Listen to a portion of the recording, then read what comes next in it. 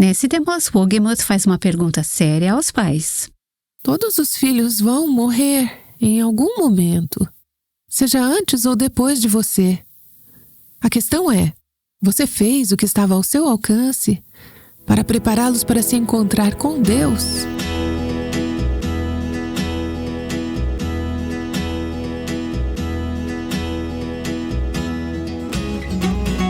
Este é o Aviva Nossos Corações, com Nancy DeMoss Wogemuth, coautora de Deixe Deus Escrever Sua História, na voz de Renata Santos. Pais que amam seus filhos vão inevitavelmente passar por momentos de dor. Você pode dedicar a sua vida a uma pessoa, mas às vezes os resultados não são como você esperava. Nancy oferece esperança e perspectiva aos pais nesta nova série do Aviva Nossos Corações, chamada Sabedoria para Pais e Mães, em Jó 1.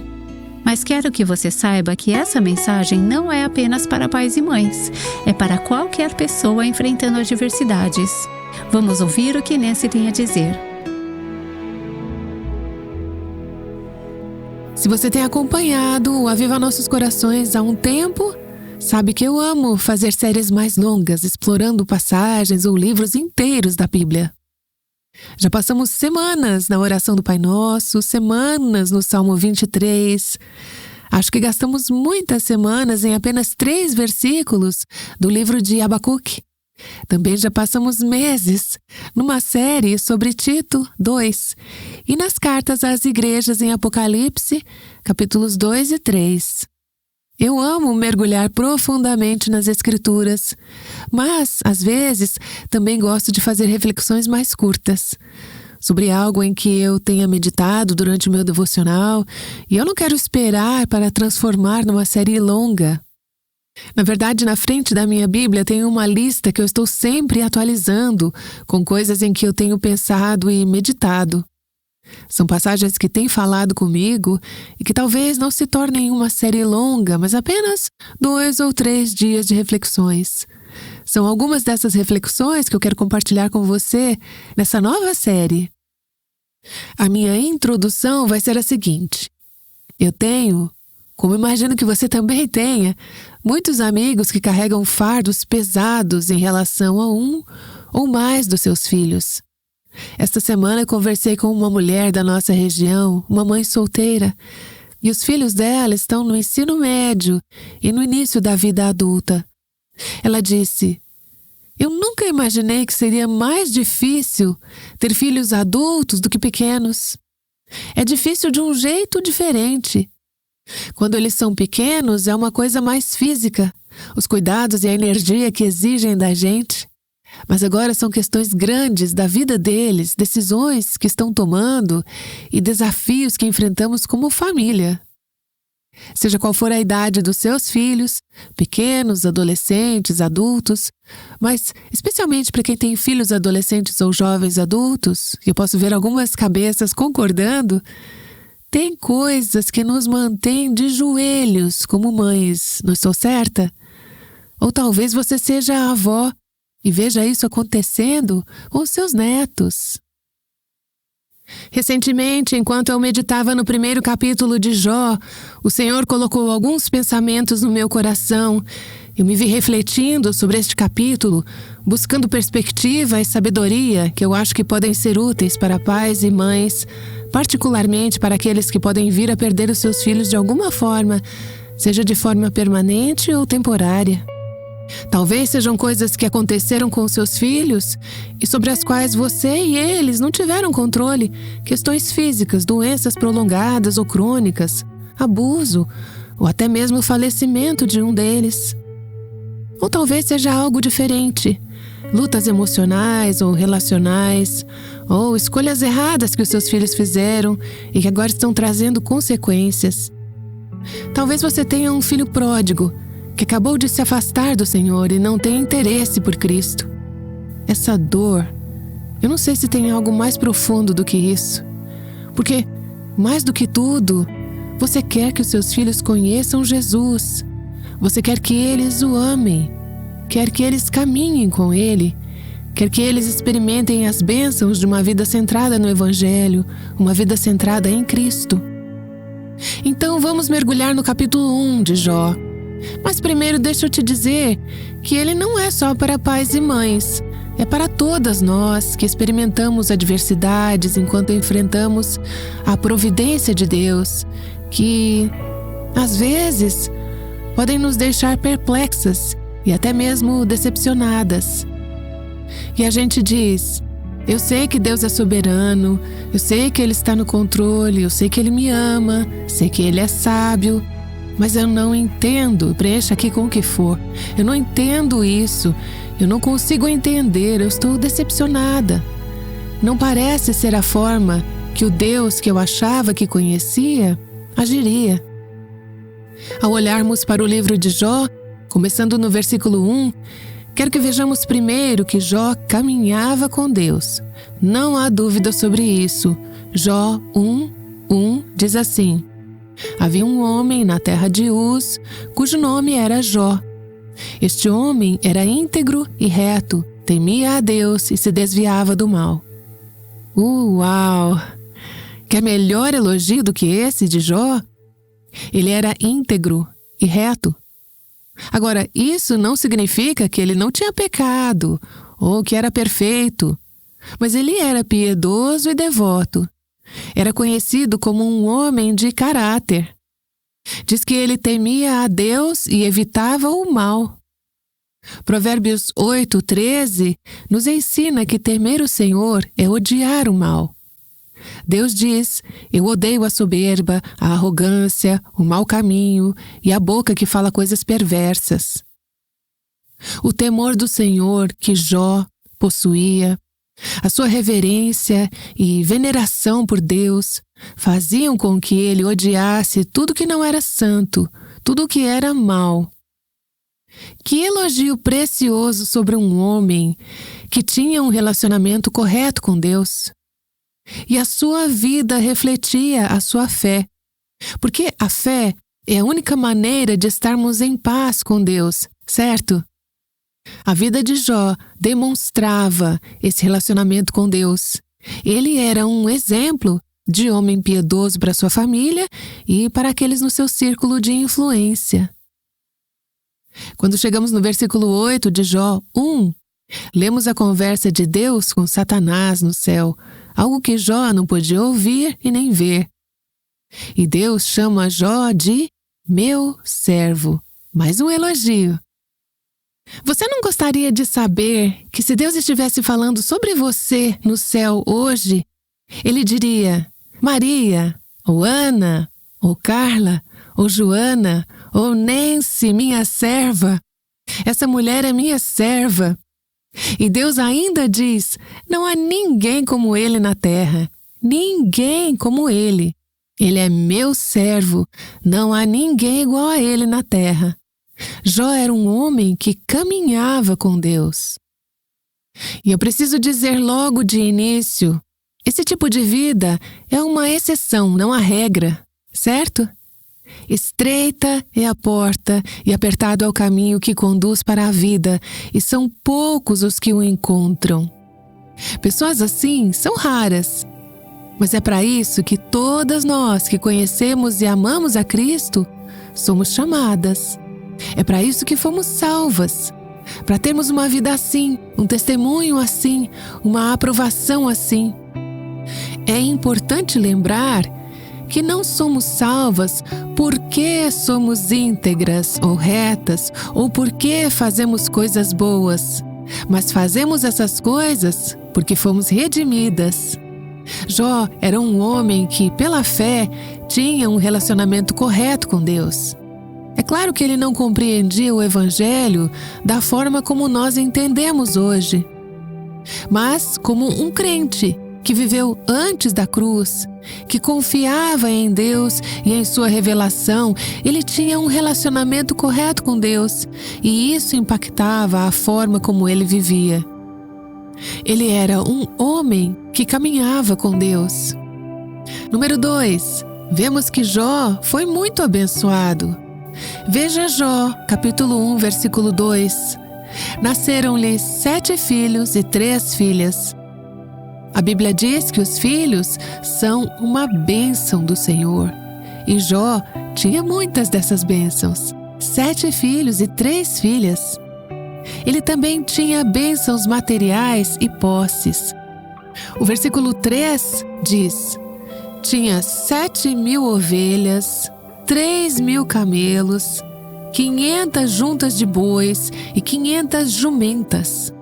Também tinha muitíssima gente a seu serviço, de maneira que este homem era o maior de todos os do Oriente.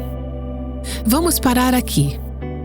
Vemos um homem próspero, proeminente em sua comunidade, altamente respeitado, e não há pecado em nada disso. Eu quero deixar claro que Jó era um homem íntegro. Não há pecado em ser rico, não há pecado em ser famoso. Ele tinha todas essas coisas e continuava sendo piedoso.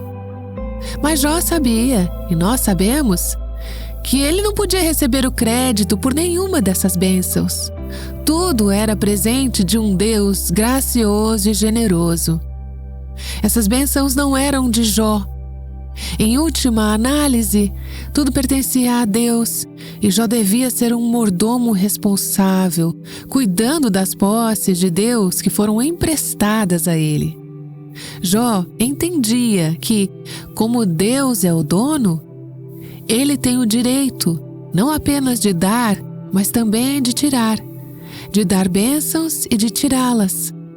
Jó reconhece isso mais adiante no capítulo, quando perde tudo que era precioso, querido e valioso para ele.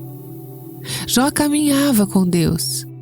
Ele foi ricamente abençoado, mas entendia que essas bênçãos não pertenciam a ele. Ele devia apenas administrá-las, elas pertenciam a Deus. A partir do versículo 4 deste capítulo, observei que, por um tempo, os filhos adultos de Jó tinham relacionamentos próximos e, poderíamos dizer, vidas relativamente livres de problemas, até onde sabemos, né? Lemos no versículo 4: os filhos dele iam às casas uns dos outros e faziam banquetes, cada um por sua vez, e mandavam convidar as suas 3 irmãs a comerem e beberem com eles. Esses eram filhos adultos e, aparentemente, tinham uma família unida. Eles celebravam ocasiões especiais juntos. Esses dias de festa provavelmente eram aniversários. E quando se tem 10 filhos, comemora-se muitos aniversários ao longo do ano. Eles gostavam da companhia uns dos outros, se reuniam, celebravam nas casas uns dos outros. E essas celebrações, essas festas, não são descritas nesse texto como algo pecaminoso ou desregrado. Era algo bom. Não há nenhuma evidência de que eram festas de bebedeira ou que envolvessem comportamentos pecaminosos. A Bíblia encoraja o povo de Deus a celebrar, a festejar e a desfrutar da companhia uns dos outros. E não é isso que você deseja para a sua família? Quando eu leio esse versículo, me lembro de uma família de quem eu sou próxima faz muitos anos. Eles não têm 10 filhos, mas têm 3. Conheço essa família desde que as crianças nasceram e já passamos muitas ocasiões familiares juntos. Durante todos os anos em que fui solteira, essa foi uma das muitas famílias que me acolheram, me incluindo em suas celebrações familiares, em feriados, aniversários e até em algumas viagens de férias. Hoje, os 3 filhos já estão crescidos, casados e têm, se não me engano, 13 filhos ao todo. Essa grande família ainda se reúne em datas importantes, como feriados e aniversários. E são muitos! Tem mais um chegando em poucos dias. Um dos netos fará 5 anos esta semana. Esses momentos são muito especiais. Eu vou a tantas celebrações quanto posso e agora Robert e eu vamos juntos. São momentos doces. São oportunidades de cultivar relacionamentos agora com 3 gerações. Quem sabe, talvez ainda vejamos a 4ª geração dessa família. Esses relacionamentos são preciosos. Tem fases em que tudo vai muito bem, em que vocês simplesmente desfrutam da companhia uns dos outros. Você já viveu esses períodos na sua família? Quando tudo era tão gostoso, vocês gostavam de se reunir, tinham bons relacionamentos. Não há nada de errado nisso. Isso é algo bom.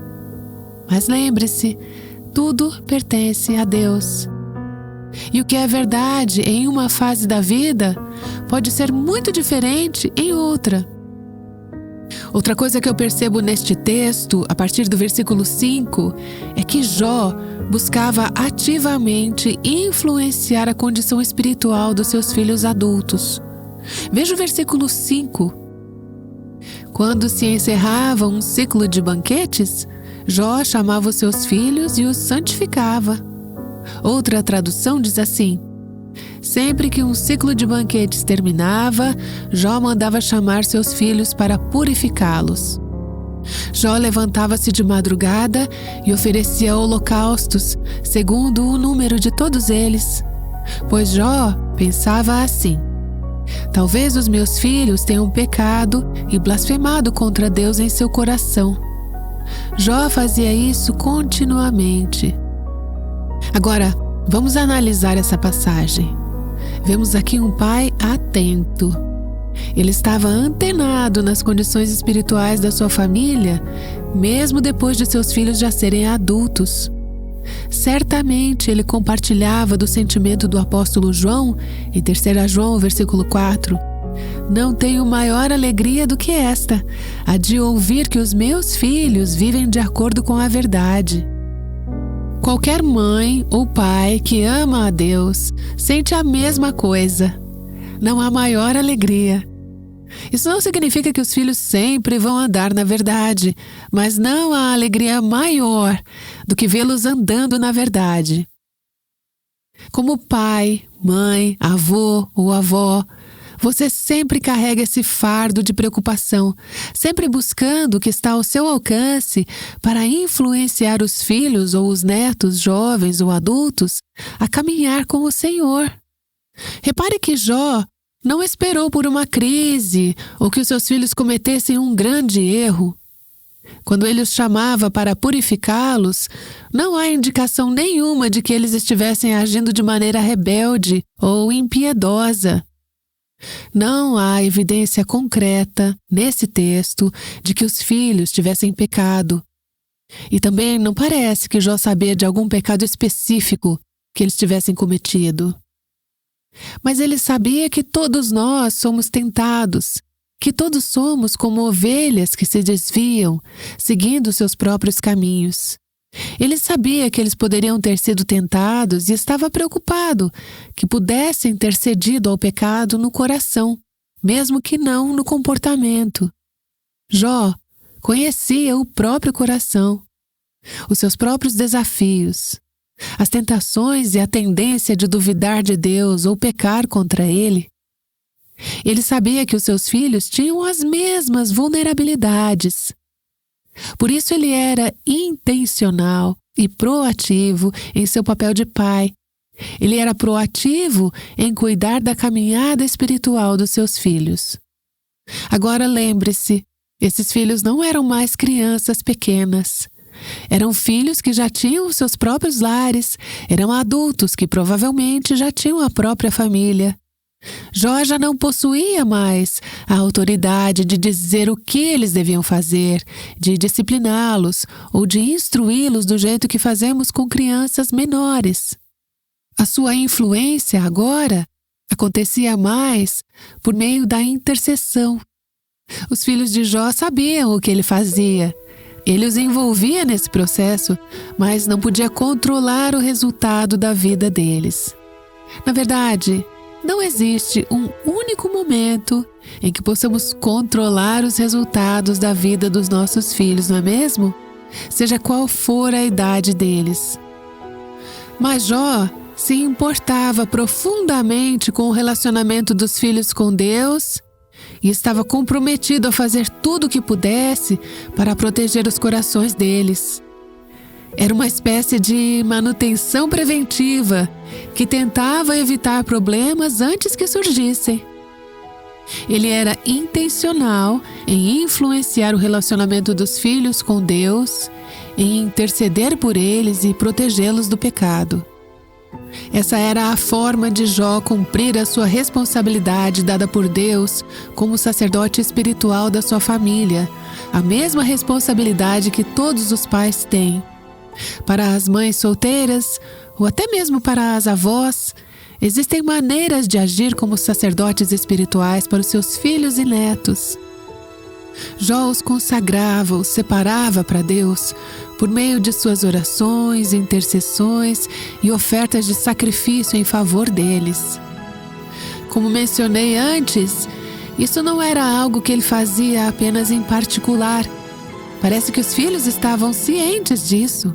Jó os chamava, enviava convites para que viessem.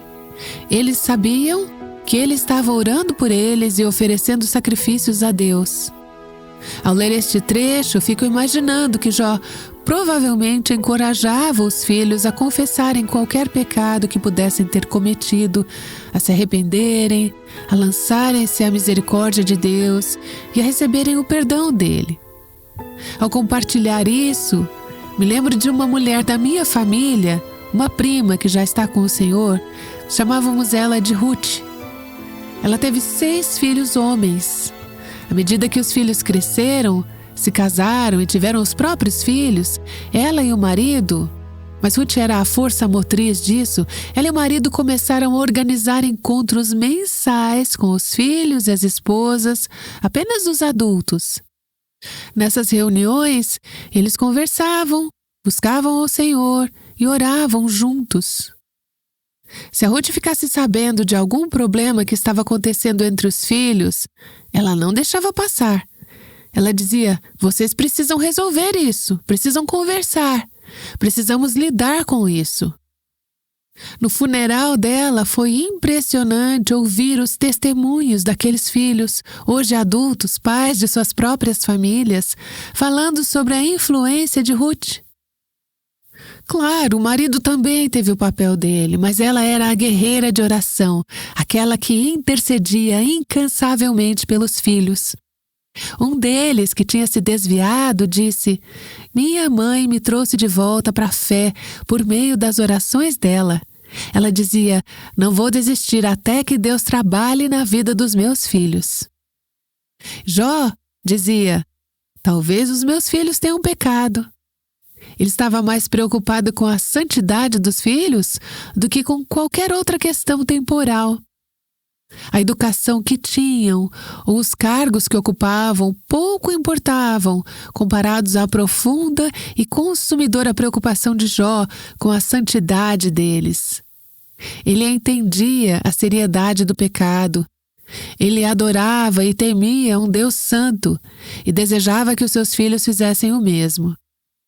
Se os seus filhos tivessem pecado ou blasfemado contra Deus em seus corações, ele queria reconhecer isso e interceder por eles diante do trono de Deus, pedindo misericórdia e suplicando perdão.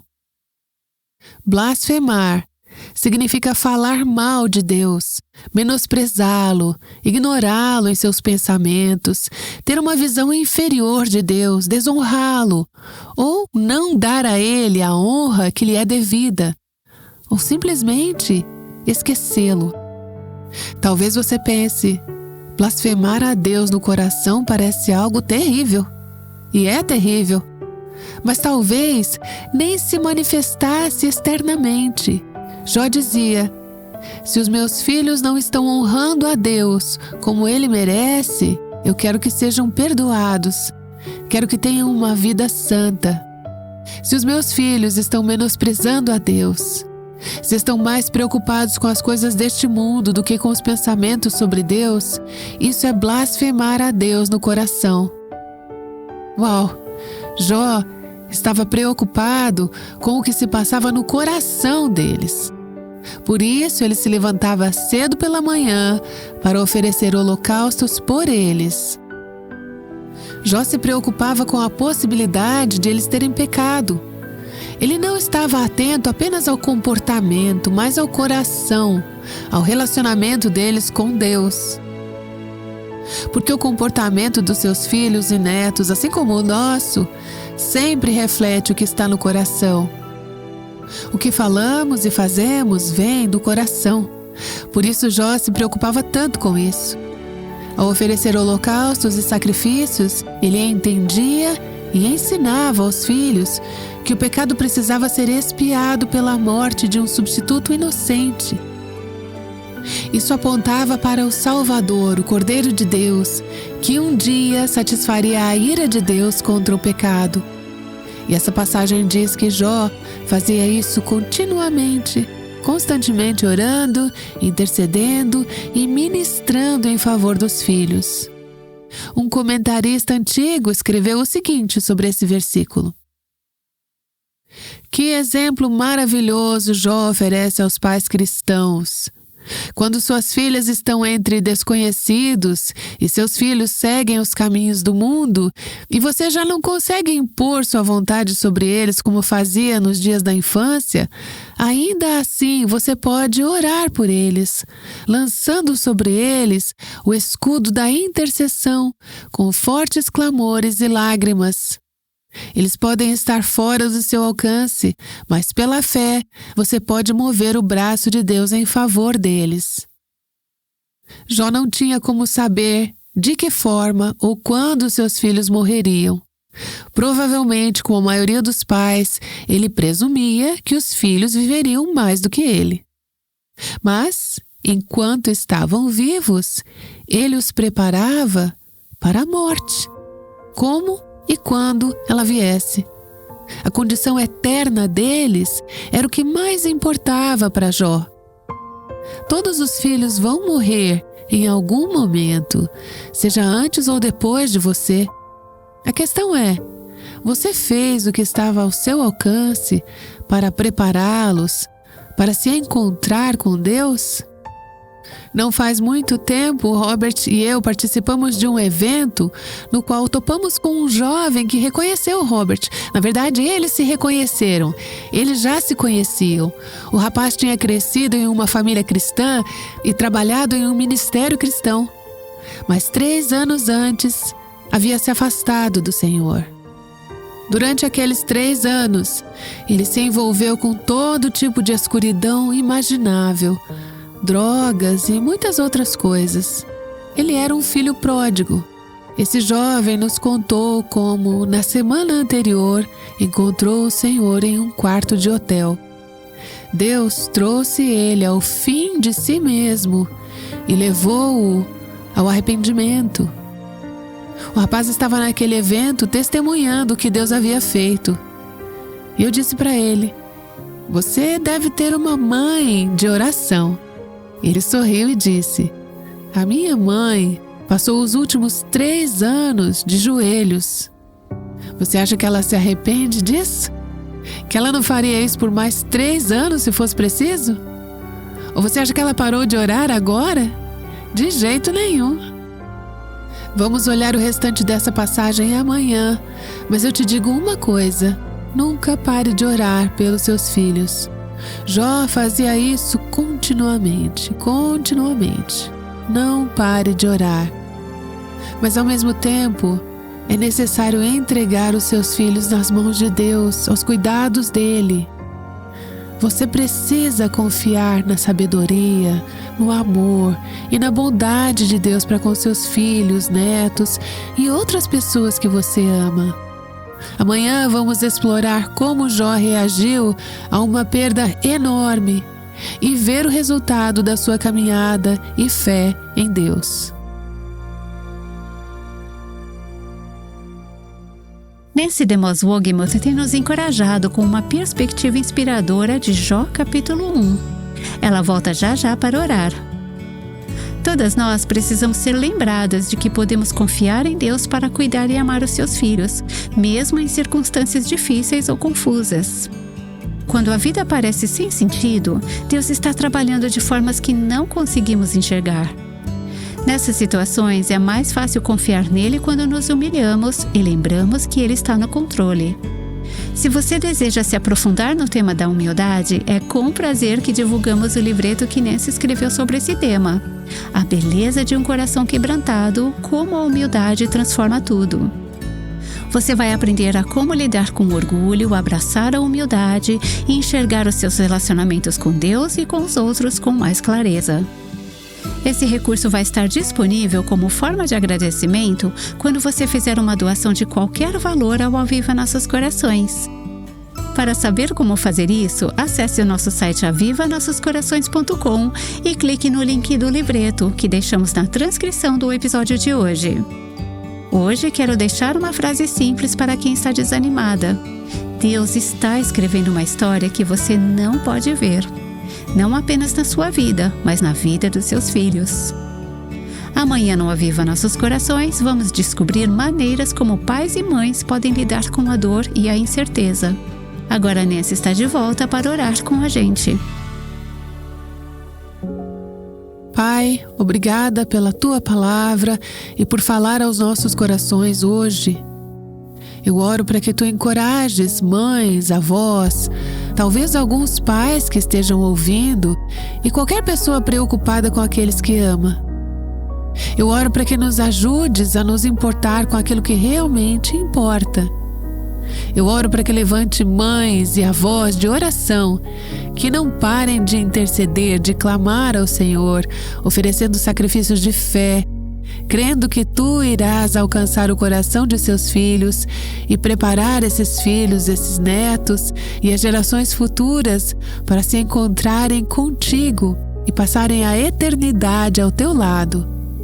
Oramos em nome de Jesus. Amém. O Aviva Nossos Corações é o ministério em língua portuguesa do Revive Our Hearts com Nancy DeMoss Wogemuth, sustentado por seus ouvintes e dedicado a chamar as mulheres à liberdade, plenitude e abundância em Cristo.